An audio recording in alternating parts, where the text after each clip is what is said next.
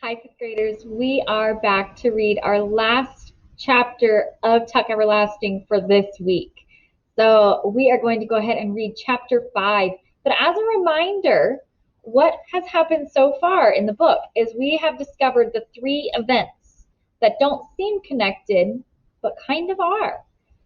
We know that the woods, or the wood as they call it, is owned by the Foster family, and that May Tuck, who lives somewhere through or across the wood, is traveling to see her sons who are coming to visit for the first time in 10 years. And so she's going to travel through the wood to see them. We also know or find out that Winnie is very fed up with her life and she's bored and wants to do something. And we find out that the man in the yellow suit is looking for a family. And then at the end of chapter 4, they all three hear, or not all three, but the man in the yellow suit, Winnie, and her grandmother all hear a magical tinkling sound coming from the wood. And if we remember, May Tuck had put something in her pocket. Let's go ahead and read chapter 5. Winnie woke early next morning. The sun was only just opening its own eye on the eastern horizon, and the cottage was full of silence. But she realized that sometime during the night she had made up her mind. She would not run away today. Where would I go, anyway? She asked herself. There's nowhere else I really want to be. But in another part of her head, the dark part, where her oldest fears were housed, she knew that there was another sort of reason she was staying home. She was afraid to go away alone. It was one thing to talk about being by yourself, doing important things, but quite another when the opportunity arose. The characters in the stories she read always seemed to go off without a thought or care. But in real life, well, the world was a dangerous place.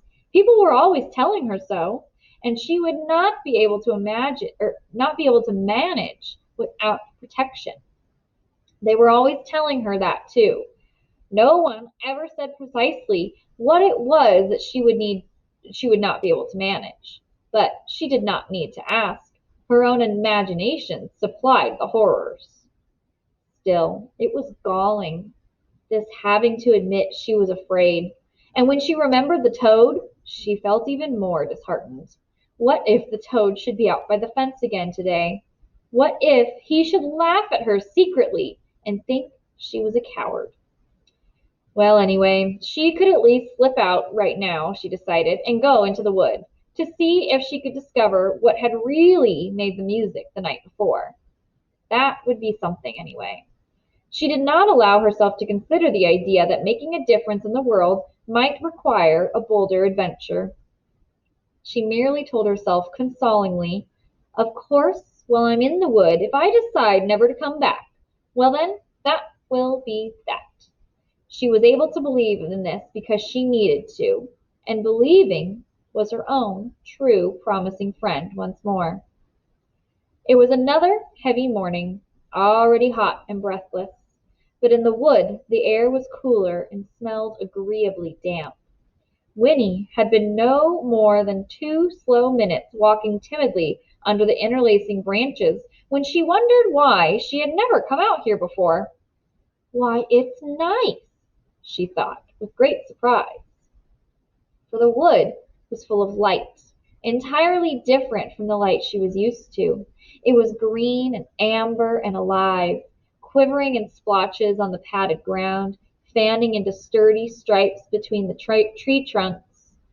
There were little flowers she did not recognize, white and palest blue, and endless tangled vines, and here and there a fallen log, half rotted but soft with patches of sweet green velvet moss. And there were creatures everywhere. The air fairly hummed with their daybreak activity.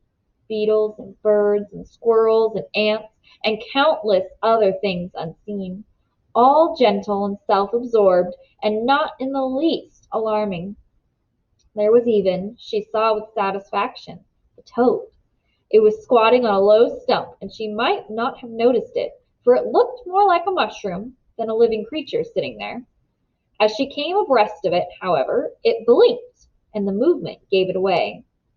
"See!" she exclaimed. "I told you I'd be here first thing in the morning." The toad blinked again and nodded.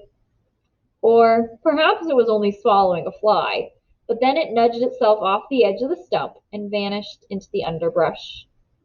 "It must have been watching for me," said Winnie to herself, and was very glad she had come. She wandered for a long time, looking at everything, listening to everything, proud to forget the tight, pruned world outside, humming a little now, trying to remember the pattern of the melody she had heard the night before. And then, up ahead, in a place where the light seemed brighter and the ground somewhat more open, something moved. Winnie stopped abruptly and crouched down. "If it's really elves," she thought, "I can have a look at them." And then, though her instinct was to turn and run, she was pleased to discover that her curiosity was stronger. She began to creep forward. She would go just close enough, she told herself, just close enough to see, and then she would turn and run. But when she came near, up behind a sheltering tree trunk and peered around it, her mouth dropped open and all thought of running melted away. There was a clearing directly in front of her, at the center of which was an enormous tree thrust up, its thick roots rumpling the ground 10 feet around in every direction. Sitting relaxed with his back against the trunk was a boy, almost a man, and he seemed so glorious to Winnie that she lost her heart at once. He was thin and sunburned, this wonderful boy, with a thick mop of curly brown hair, and he wore his battered trousers and loose grubby shirt with as much self-assurance as if they were silk and satin. A pair of green suspenders, more decorative than useful, gave the finishing touch, for he was shoeless, and there was a twig tucked between his toes on one foot. He waved the twig idly as he sat there, his face turned up to gaze at the branches far above him. The golden morning light seemed to glow all around him, while brighter patches fell now on his lean brown hands, now on his hair and face, as the leaves stirred overhead. Then he rubbed an ear carelessly, yawned, and stretched. Shifting his position, he turned his attention to the little pile of pebbles next to him. As Winnie watched, scarcely breathing, he moved the pile carefully to one side, pebble by pebble. Beneath the pile the ground was shiny wet. The boy lifted a final stone, and Winnie saw a low spurt of water arching up and returning like a fountain into the ground. He bent and put his lips to the spurt, drinking noiselessly, and then he sat up again and drew his shirt sleeve across his mouth. As he did this, he turned his face in her direction, and their eyes met. For a long moment they looked at each other in silence, the boy with his arm still raised to his mouth. Neither of them moved. At last his arm fell to his side. "You may as well come out," he said with a frown. Winnie stood up, embarrassed, and because of that, resentful. "I didn't mean to watch you," she protested as she stepped into the clearing. "I didn't know anyone would be here." The boy eyed her as she came forward. "What are you doing here?" he asked her sternly. "It's my wood," said Winnie, surprised by the question. "I can come here whenever I want to. At least, I was never here before, but I could have come any time." "Oh," said the boy, relaxing a little. "You're one of the Fosters, then." "I'm Winnie," she said. "Who are you?" "I'm Jessie Tuck," he answered. "How do?" And he put out a hand. Winnie took his hand, staring at him. He was even more beautiful up close. "Do you live nearby?" she managed at last, letting go of his hand reluctantly.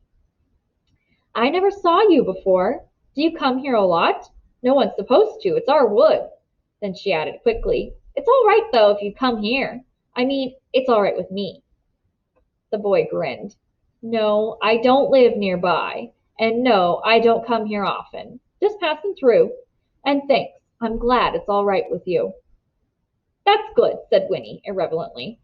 She stepped back and sat down primly a short distance from him. How old are you, anyway? She asked, squinting at him. There was a pause. At last he said, Why do you want to know? I just wondered, said Winnie. All right, I'm 104 years old, he told her solemnly. No, I mean really, she persisted. Well then, he said, if you must know, I'm 17. 17? That's right. Oh, said Winnie hopelessly. 17. That's old.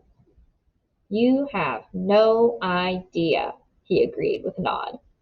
Winnie had the feeling he was laughing at her, but decided it was the nice kind of laughing.